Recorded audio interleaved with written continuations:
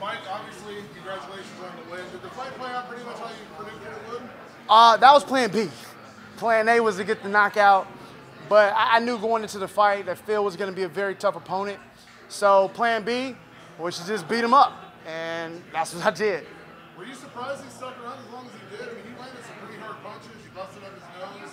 Were you shocked he was able to stick around as long as he did? No.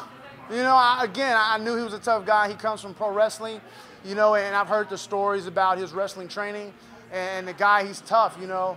And look, if he wasn't going down in the first round with the shot solid, look, I know and I heard him several times. You know, he put him on a little queer street for a little bit, and he stayed there, you know, and I knew it was just going to be me having to keep the constant pressure on him and get the decision. Unfortunately, that was not what I wanted, but whatever.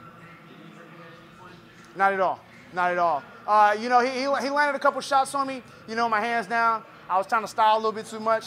That's my bad. But no, I was never hurt. And really the only surprising moment was when he dove for like a knee bar. That kind of caught, oh, but, you know, again, I told cats, man, they sleep on the ground game with me because of the golf fight. Look, I took that fight on like a month's notice, and I hadn't been training MMA or the ground for about 2 years, you know? And then golf, he's a solid brown belt. You know what I'm saying? So he caught me slipping. You know, I zigged when I should have zagged. You know, it was what it was. But again, my ground is solid.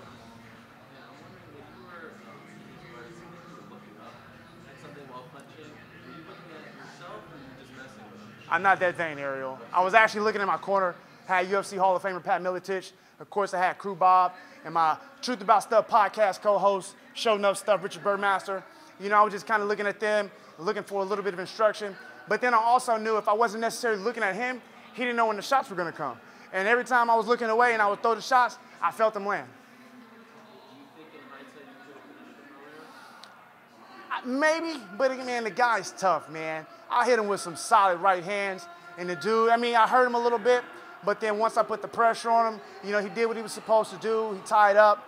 And look, if I couldn't get him out of there the first round, I knew it was going to be a long night. And, I mean, we went the whole 15 minutes. If you were giving him advice, would you tell him to... Stop. That's what I would tell him. Stop. I don't, you know, and it's not a disrespectful thing, but look, this is a sport where your life is on the line, you know, and I get it, and look, I respect him 100% for his willingness to step in there, but now you're just putting your health at risk. I mean, I sent him to the hospital, you know what I'm saying, and I'm not top tier level. I know what it is with me and my skills. Can I compete with some guys in the UFC? Of course I can, but as far as him trying to continue with the sport, I highly advise against it, just for his safety. Who knows, man? Who knows? You know, whether it's here, whether it's Zuffa boxing, you know, whether I'm back standing next to you with the mic in my hand, you know, who knows? I'm just enjoying the moment and taking the Mike the Truth brand to another level. You want another chance in UFC? I'm down for whatever. I'm ready. Huh? I love, man, boxing is a passion. I love it, man. I love the sport. Look, I just love fighting. You know, as crazy as that sounds. My mother calls me a sociopath sometimes for me just doing this stupid stuff.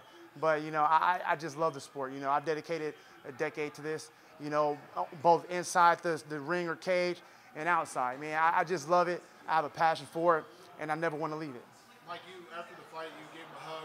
Did you talk to him at all? Did you say anything to him after the fight? Hey, man, I just told him it was 100% respect, man. You know, I know this kind of got started when he called me a can on the interview.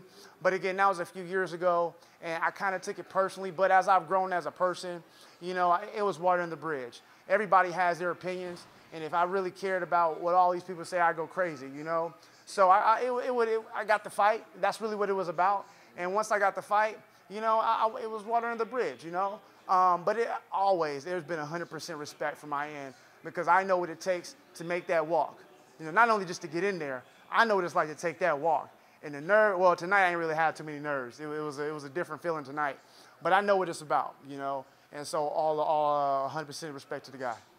It's hard now to go back to like a normal life on Monday. Like this is a crazy thing you just experienced.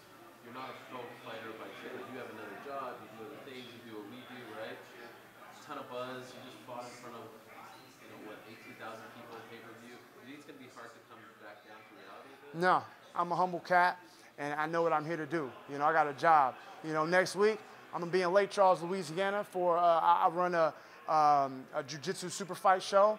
I'm going to be out there taking pictures and doing all the production for the company. You know, like I said, man, this is a job, it's a business, you know, and I'm a business. So I got to do what I got to do. I can't let the hype and the buzz get to my head. I got to keep on the path that I'm on. After the golf fight, you attended the press conference as media. No, okay, that's not what it was. I know people. So the whole thing about that, to finally clear it up. Look, first of all, I hate sitting still. Right after the fight, they was like, you got to go stay in the green room. I hate sitting still. For me, I would prefer to watch the fights live than on the TV, you know. And even when I do get to cover UFC fights, if people pay attention, I'm going back and forth. You know, it's because I can't sit still. That's just how I am. So as far as that goes, it was just one of those moments where I would rather watch the fights live. And then that was the card Derek Lewis was on, my teammate. You know, so I went to go see him perform live as opposed to watching it backstage on the TV. You know, but tonight, I'm gonna hang out. I'm gonna go shower. Get the sport coat back on, get the jewelry on, and we're going to get some deep dish pizza. Just one more thing. You've been asking all the fighters tonight what they prefer, the early weigh-ins or the afternoon weigh-ins? 100% early weigh-ins, 100%. You know, it's one of those things. Look, like I said, I've been in the sport a long time, and I know what it's like to wake up and lose. Now, I don't cut a lot of weight. You know, I may cut, the most I probably cut in a day is probably like 8 pounds, and that's when I really didn't know what I was doing. And to stay around all day and dehydrated and hungry, it's a terrible feeling.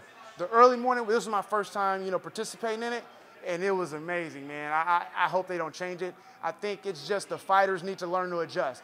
You know, they're still kind of on the weight cutting for the late weigh-ins, and they just have to adjust. And again, if they go back, people still gonna complain. You know what I'm saying? So I think this is gonna be beneficial. Congrats. Thanks, Mike. That's it. Walk straight ahead.